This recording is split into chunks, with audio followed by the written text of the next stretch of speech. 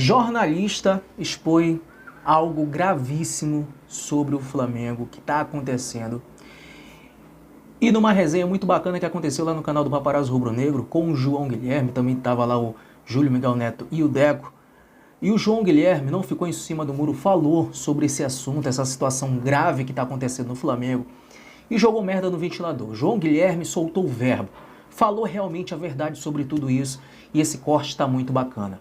Já fica aqui comigo do início ao fim, acompanha esse corte inteiro para você entender do que se trata, porque tá muito bacana. Créditos, imagens, direitos autorais deste corte que eu vou trazer para vocês é lá do canal Paparazzo Rubro Negro. E o João Guilherme também falou sobre uma situação do Alan, né, que foi contratado pelo Flamengo, e o Arana também, que pode vir para o Flamengo. Cara, o João Guilherme falou da torcida do Atlético. Tá incrível, cara, esse corte. Mas antes de eu trazer para vocês tudo isso, vamos chegando daquele jeitão, sentando o dedo no like. O like de vocês que ajuda muito aqui o nosso trabalho, o engajamento também, então senta o dedo no like. Se você não é inscrito aqui no canal, inscreva-se, botãozão vermelho aqui embaixo, clica nesse botão, é de graça, não custa nada. Compartilha este vídeo para geral e ativa também o sininho das notificações. Então vamos conferir esse corte, tá muito bacana, confere do início ao fim, porque o que eu vou trazer para vocês é algo gravíssimo e o João Guilherme não ficou em cima do muro, jogou merda no ventilador, falou o que pensa realmente, tá sensacional. Vamos conferir. É isso aí. João, queria te fazer uma pergunta. Pois não, cara, a gente tem o jogo aí pra gente debater, mas o mercado da bola tá agitado, né? Uhum. Hoje, mais cedo, a gente teve torcedores do Atlético Mineiro desesperados, tirando o cabelo do que resta, pouquinho cabelo que. O pouquinho das penas que restam na cabeça da galinha, eles estão arrancando, porque saiu uma especulação de que o Sampaoli teria pedido o Arana. E os torcedores do Flamengo prontamente viram que o Arana segue todos os jogadores do mais querido. Rapaz. E aí, João Guilherme, o que acontece se veio o Arana também, além do Alan? Rapaz, eu sinceramente não sei o que vai acontecer, porque isso aí é o fim do mundo para a torcida do Atlético, né? Porque eu costumo dizer, e até por experiência própria, eu acho que o atleticano ele odeia mais o Flamengo do que o Cruzeiro, né? Por toda a história, a rivalidade, né? O Atlético tem tudo aquilo desde lá dos anos de 1980, né? Então eles têm um envolvimento com o Flamengo muito grande e para os atleticanos isso aí é muito complicado, qualquer coisa que envolva o Flamengo. Já perdeu o Alan, um dos principais jogadores do time naquela fase recente muito boa em que ganhou o Brasileiro, ganhou a Copa do Brasil. Rapaz, se perder o Arana, aí realmente vai ter gente com problemas por lá. Agora eu fico pensando aqui, Arana, né? Ayrton Lucas é um cara que está sendo bastante comentado aí no mercado da bola, bastante visado. Seria uma reposição, é isso, Paparazzo Rubro Negro? Olha só, o gravíssimo, o pessoal falando gravíssimo, de acordo com o Mauro César, né, o Francisco Alisson, né, Valentim Moura. Durante a parada da data FIFA, os jogadores do Flamengo não queriam fazer o treino que o São Paulo pediu, no caso, em tempo integral. Que isso, hein? Eu tenho aqui essa postagem aqui, eu separei aqui pra gente tem falar. Mais algumas coisas aí, Papa, que ele fala também. Tem mais coisa aí. Tem outras coisas aqui, porque eu vou passar pro João poder debater. Segundo Mauro César, alguns atritos estão acontecendo entre Sampaoli e jogadores. Olha aí, João. Colocar a gente na mesma tela aqui assim. O jornalista explica que existe uma resistência por parte dos atletas em abraçar as ideias do treinador e sobre a quantidade de treinos. E sabe o que é preocupante disso vir do Mauro César? A gente sabe que o Mauro César é bem informado com o departamento de futebol. Muito isso aí tá vindo de Braz, de Spindle, tá vindo de gente ali forte do departamento de futebol. O Mauro, ele é bem informado ali. Você sabe disso, né, João? Sabe o Deco e Júlio? Sim, então a informação do Mauro é quente, tá? Preocupante. E ele fala o seguinte, sem querer interrompê-lo, mas já interrompendo, essa informação do Mauro, ela é constatada na prática, na atuação contra o Bragantino, quinta-feira passada, na volta da FIFA. Perfeito, João. No campo nós vimos isso. Aliás, nós não vimos no campo, né? Exato. Não, e ele falou ontem que ele não quer nem comentar e nem analisar aquele jogo, como quem diz, o que foi um absurdo. Né? O Mauro fala aqui, ó, João, para te passar a palavra e passar para o Deco também, o técnico está travando um duelo interno com algumas forças. Os jogadores não queriam treinar a quantidade de treinos nesses últimos dias. O Sampaoli programou alguns dias para treinos em 2 períodos, o treino normal pela manhã, e eles puseram refletores no CT. 6 da tarde até umas 8 da noite, treinavam bola parada, uma jogada ensaiada, uma correção de posicionamento, nada para arrebentar os caras. Por que isso? Porque ele não teve pré-temporada no Flamengo e está tentando recuperar o tempo perdido, trabalhando mais o time para corrigir certas situações. Os caras não queriam, os jogadores do Flamengo não queriam treinar tanto. Que loucura, meus amigos. E aí, vai ficar por aí? Não vou fazer nada, não? Então, o Papa João e Júlio, tem um tweet aí do Vitor Sérgio Rodrigues, que foi excelente, colocando o número de finalizações que o Flamengo tomou nos últimos 10 jogos. Se vocês pararem para ver minuciosamente, os jogos que o Flamengo menos tomou finalização, onde o Flamengo jogou com mais raça, mais vontade, mais disposição, foram jogos de Copa. Foram os 2 jogos com o Fluminense e o jogo contra o Racing. Dá uma olhadinha nisso aí, nesse tweet do Vitor Sérgio, você vai ver. Um jogo do Fluminense foram 7 finalizações, outro 9 e do Racing foi 8. O resto tudo de 25 para cima. Né? O brasileiro está em segundo plano, Deco? Pelo jeito tá. Por isso, o Mauro falou disso também, né, Deco? O Mauro falou disso também. Obrigado. Por isso que a gente tem que dar toda a moral pro Sampaoli. Ele comete os erros dele? Comete. Para mim, qual é o maior erro dele? Queria que o João debatesse, a gente debate isso aí direto lá no Tropa Rubro-Negra. É ele jogar esse posicional sem ter as peças adequadas. Por que eu digo isso? Ele não tem um zagueiro de qualidade para fazer essa saída de bola, não é o Fabrício Bruno. O Fabrício Bruno é um zagueiro muito bom defensivamente, mas deixa a desejar na saída de bola. Né? Ele gosta de sair no 3-1. Né?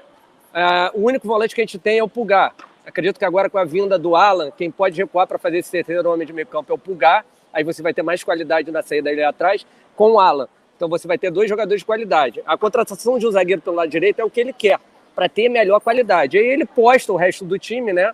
É um 3-1-6 mais à frente. E essa bola tem que chegar ali. E não está chegando com qualidade, porque você tem o Thiago Maia, que não é esse jogador. Você tem o Fabrício Bruno, que não é esse jogador. E aí o Sampaoli vem nessa teimosia dele querer colocar as ideias dele sem ele ter as peças adequadas. Ele poderia mudar o jeito dele jogar por enquanto, nesse momento. Ele deveria ter mais um leque de opções, né, de sistema de jogo, para fazer o time jogar de outra maneira. E aí, conforme as contratações chegarem, que é o Alan, que é o Luiz Araújo, que é talvez o De La Cruz, aí sim colocar essas ideias em práticas. É assim que eu enxergo, entendeu? Eu acho que sim, os jogadores precisam se doar mais, mas o treinador precisa ter uma leitura melhor. Por exemplo, contra o Bragantino, ele só deixa o Thiago Maia de saída de bola ali, com Fabrício Bruno, Davi Luiz e Léo Pereira. Como é que a bola vai chegar ali também, cara?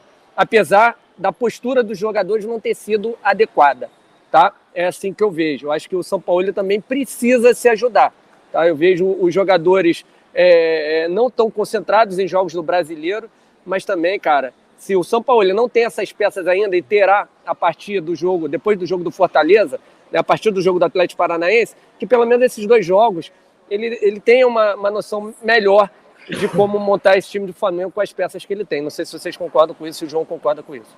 Não, concordo plenamente, mas eu acho o seguinte, qualquer esquema que qualquer treinador venha a colocar, se o jogador não quiser desempenhar, já era. Não dá certo. Você pode trazer o Guardiola e que se os jogadores, qualquer jogador, não quiser ajudar o treinador, já era. Já era. Então, eu acho que isso que foi informado hoje pelo Mauro César e que foi comentado pelo Vitor Sérgio Rodrigues, e nós estamos falando aqui, eu acho que isso ilustra... Falamos ontem também no pós-jogo, João. Falamos ontem, a gente também desconfiava que estava estranho. Isso ilustra muito momentos do Flamengo pós Jorge Jesus. Muito. Né? Em muitas oportunidades, a culpa caiu no colo do técnico, somente do técnico, mas não era só o técnico culpado. Muita gente ficou na dele, sem ser penalizado, mas influenciou muito em maus momentos que o Flamengo teve. Essas informações só reforçam aquela visão externa que nós temos, que os jogadores do Flamengo têm um comando muito forte do vestiário e do departamento de futebol. Eles estão bem à vontade, né, ao ponto de questionarem a carga de treinamentos e de irem para campo e não se sentirem envergonhados de fazerem uma atuação como aquela contra o Bragantino, que, aliás, não foi a primeira. O Flamengo coleciona atuações vergonhosas nesta temporada, como o último jogo da final do Carioca contra o Fluminense, a goleada que levou para o Maringá, e outras coisas mais, e outros jogos mais, se a gente for lembrar aqui. Então, isso aí, o treinador não está se ajudando. Concordo. Mas se os jogadores não quiserem ajudar, complica. E isso é algo que, infelizmente, quais foram os 2 treinadores pós-Jorge Jesus que conquistaram títulos no Flamengo? Rogério Ceni e Dorival Júnior. Vocês já viram o relacionamento, as imagens de Rogério Ceni com os jogadores do Flamengo? Ele é adorado pelos jogadores do Flamengo. Os caras vão, abraçam, mandam vídeo. Vocês já viram o Dorival Júnior com os jogadores do Flamengo? Os jogadores do Flamengo amam o Dorival Júnior. E quais foram os treinadores que ganharam títulos depois que Jesus foi embora? Rogério Ceni e Dorival Júnior. Tá tudo muito claro, né, gente? Só não enxerga quem não quer, né? É uma sinuca de bico, João, porque assim, e coincidência ou não, o Flamengo já teve alguns treinadores estrangeiros, né? Domenech, Vitor Pereira, Paulo Souza, né? E agora o Jorge Sampaoli. Os únicos 2 que você falou que foi campeões foi justamente treinadores brasileiros. Rogério e Dorival. Coincidência ou não? E que os jogadores tinham um bom relacionamento. Bom relacionamento. Mas aí que tá, vou te fazer uma pergunta. Então, quem é o treinador do Flamengo? Quem comanda o vestiário do Flamengo? Porque são jogadores. E eu te fazer uma pergunta, né? Eu sei que você não fica em cima do muro. Por tudo que vem acontecendo no Flamengo, dá a entender, pelo menos aparenta, que esses jogadores que estão lá, principalmente os mais experientes, os mais longevos, contratualmente falando, parece que os caras escolhem jogo, né? Parece que os caras escolhem partidas para poder realmente se entregar ou entregar ao máximo. E o que o Deco falou no início da live, e eu passo para você, parece de fato, o João, que o Flamengo está deixando o Campeonato Brasileiro, a competição de pontos corridos, para segundo plano e se dedicando novamente, assim como ano passado, nas Copas do Brasil e Libertadores, que, coincidência ou não, o Flamengo defende o título. Só que o Flamengo há 2 anos não consegue disputar um brasileiro com ênfase para disputar e competir de título até o fim das rodadas. E isso é preocupante, porque o torcedor do Flamengo quer voltar a ser campeão brasileiro. E o Flamengo tem condições. Mas você não acha que esse jogador... O Pet ontem estava de campeão, né? Você acha que o Flamengo, Gabriel, é sensacional, e João e Deco, principalmente você, João. A cara do João foi ótima, né? O Pet era de campeão, né, João? Pet na camisa, né? Você acha que loucura, o Flamengo, né? Parece que esse elenco escolhe alguns jogos para jogar, porque é nítido a diferença de Copa para brasileiro, né? Ô, Júlio, eu vou te trazer uma sequência recente que vai responder a sua pergunta. Vamos lá. Eu gosto. Os 2 jogos contra o Fluminense na Copa do Brasil. Oitavas de final. Primeiro jogo, 0-0. Perfeito. O Flamengo dominou inteiramente o Fluminense. Boa. Não deu chance para o adversário. Foi uma grande atuação. Talvez a melhor do Flamengo no ano. Depois vieram 3 jogos. Corinthians no Maracanã, Iublense pela Libertadores da América e Cruzeiro pelo Campeonato Brasileiro. O Flamengo foi mal nesses 3 jogos e foi Perfeito. completamente diferente do jogo contra o Fluminense. Aí veio o jogo da volta da Copa do Brasil. Flamengo 2, Fluminense 0. Outra vez, o Flamengo foi dominante na partida, foi melhor que o Fluminense e jogou totalmente diferente do que em outras oportunidades neste campeonato, nesta temporada. A impressão que dá é a seguinte, e talvez aí seja um bom sinal diante da sequência que o Flamengo terá de jogos. Esse time do Flamengo, esse grupo do Flamengo, ele joga quando ele se vê muito motivado por causa de rivalidade com o adversário. Pressionado. Exato. Premiação alta, bicho. Você vê, ó, os jogos com o Fluminense tem rivalidade, tem cobrança. Tinham perdido o final de campeonato carioca. O jogo com o Palmeiras, que vem por aí daqui a 2 semanas, tem rivalidade, disputa de título, já perdeu o final. Atlético Paranaense, vem por aí, Copa do Brasil, tem rivalidade, tem disputa. Ou seja, eles jogam quando se sentem muito motivados. A partida, por exemplo, contra o Bragantino em Bragança Paulista, embora o Bragantino seja um adversário enjoado contra o Flamengo sempre... Historicamente, né? Mas assim, é aquele jogo, é o Bragantino, né, em Bragança Paulista... Não tem o mesmo apelo, né, João? Aí ontem o Santos, na Vila Belmiro, com todo respeito ao grande Santos Futebol Clube, o time de Pelé, né, um dos maiores clubes do mundo, mas se encontra numa fase muito ruim, né? É um time que ia jogar em casa sem a torcida, portões fechados, o Flamengo muito superior, era aquele jogo que vamos lá, vamos jogar. Agora, se pegar um Fluminense, se pegar um Palmeiras, se pegar um jogo grande, a postura do Flamengo é completamente diferente. E isso tem sido provado na prática. Por exemplo, o Vasco. O Flamengo goleou o Vasco no Maracanã. Teve aquele apelo de rivalidade, né? Exato. Como você fala. Atropelou no primeiro tempo, no segundo tempo tirou o pé. Boa. O Vasco está muito mal? Está muito mal. Há muito tempo. Mas é o Vasco. É um rival histórico. Golear o Vasco é importante para o Flamengo e é horrível para o Vasco. Então é o jogo que tem uma motivação. É o famoso campeonato à parte. Nesses momentos, é outro time. Isso está claro, pô. É isso, meus amigos. O que o João Guilherme falou aí tá claro. Tá explícito. Esse time do Flamengo, esses jogadores do Flamengo hoje só jogam quando eles querem. Só fazem uma atuação boa quando eles querem. Cara, o que o João trouxe aí é a resposta clara. Se alguém ainda está em dúvida sobre isso, tá aí o que o João falou. É isso. Não tem mais o que falar. Falar o quê?